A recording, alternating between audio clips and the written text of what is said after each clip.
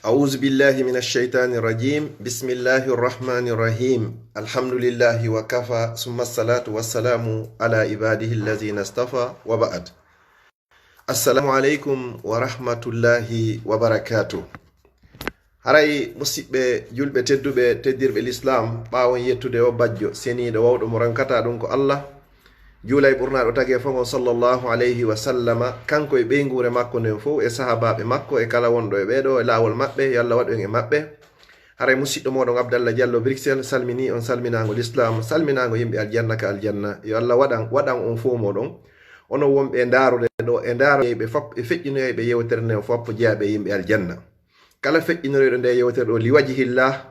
yo Allah ittanmo ande kala ko o jogi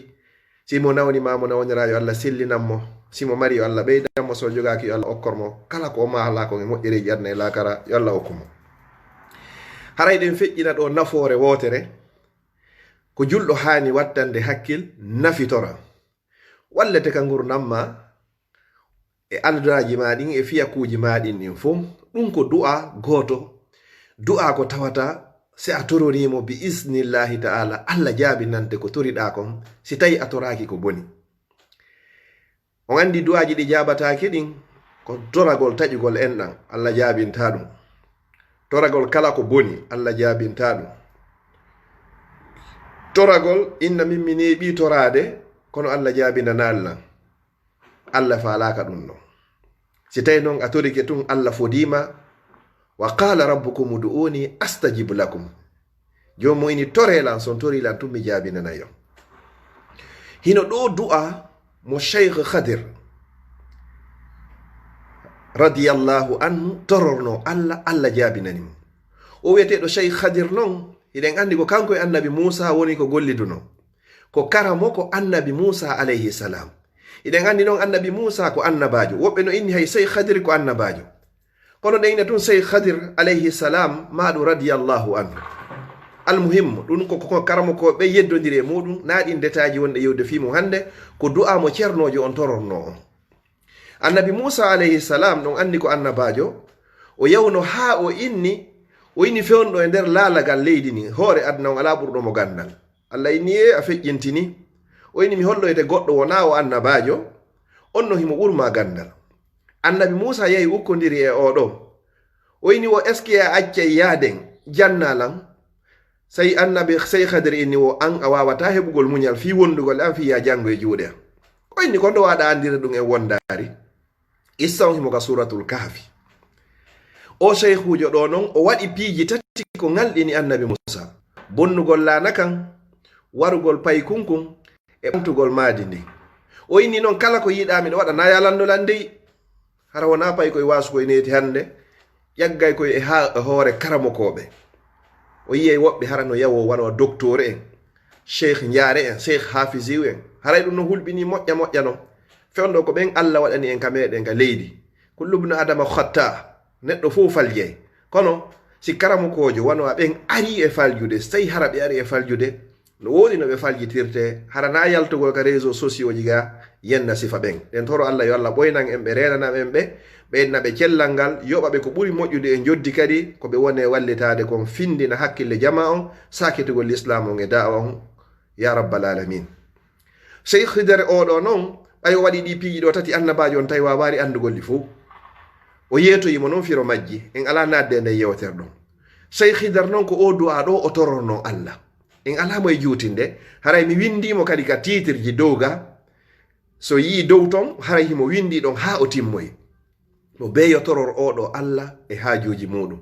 wondude e ɓernde laaɓunde pos toroɗo Allah subhanahu wa ta'ala yo Allah jaabinane ko falɗa kon honnu cheikhujo mo wiwno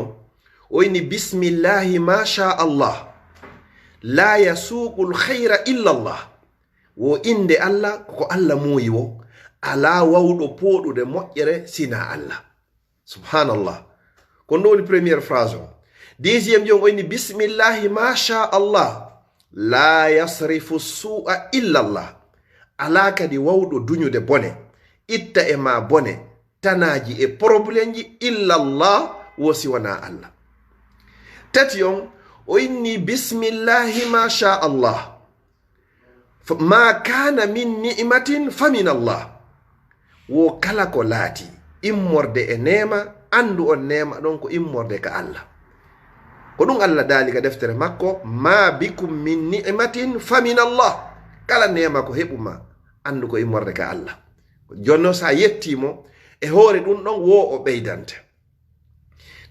nayi on o inni wo bismillahi ma sha Allah la hawla wala quwwata illa billah ko nayi haɓo wonni e derniejo wonni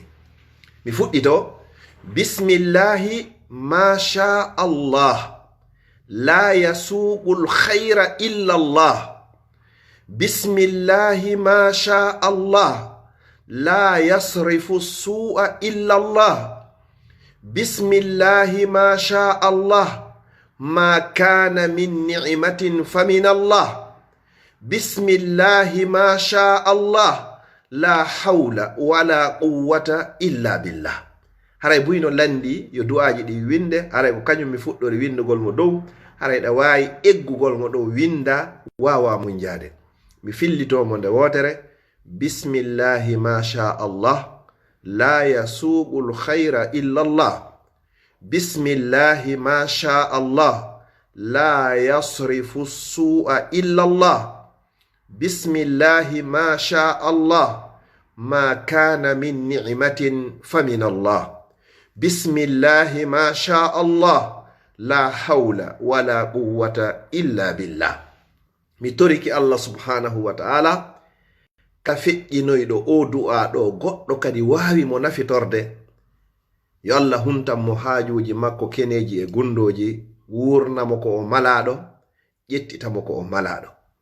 mi toriki Allah subhanahu wa ta'ala kala feƴƴiniroyɗo yewtere nden li wajihillah yo Allah okkumo timmode labande mi toriki Allah subhanahu wa ta'ala andeji e mapundeji ko fewndi konka meɗen leydi lagine fewndo ɗo ko wawi ittande on ɗum ɗo wo ko Allah tororenmo nde o du'a ɗo yo Allah ittan en o yoni ittowo musidɓe meɗen jogaɓe fop e hoore tooñe yo Allah jonnitu en ɓe musidɓe meɗen waraɓe ɓen fop e hoore tooñe yo Allah kontuɓe ka yanɓe shahid musidɓe meɗen bonnanaɓe ɓen fop e hoore tooñe yo Allah lontinanɓe jawdi ɗuɗundi laaɓundi dagindi waɗandi barki musidɓe meɗen ɓe hawraka e muɗum ɓen yo Allah ɓeydu waɗugol hijabu e maɓɓe yo Allah okkore lamɓe fewɓe nunɗuɓe huloɓe Allah en toriki Allah toñaɓe ɓen ka lagine yo Allah jonnituɓe gonga maɓɓe on yo Allah jonnitu toñaɓe ɓen ka meɗen gonga maɓɓe on ya rabbal alamin yo Allah tabintin gonga e nunɗal e peewal ka leydi meɗen leydi lagine hara a jinda e jogandema Konakiri ha hewtoya loola hara si a bonna a hula yo Allah hon jonnu ɓen jogiɓe ɗin miijoji ɗon annuyeji ɗon laamugun e leydi lagine mi toriki Allah yo Allah waɗu hara ko sabi Allah mi wowliri waɗa ka mandakke am moƴƴo ñande surroɓe arti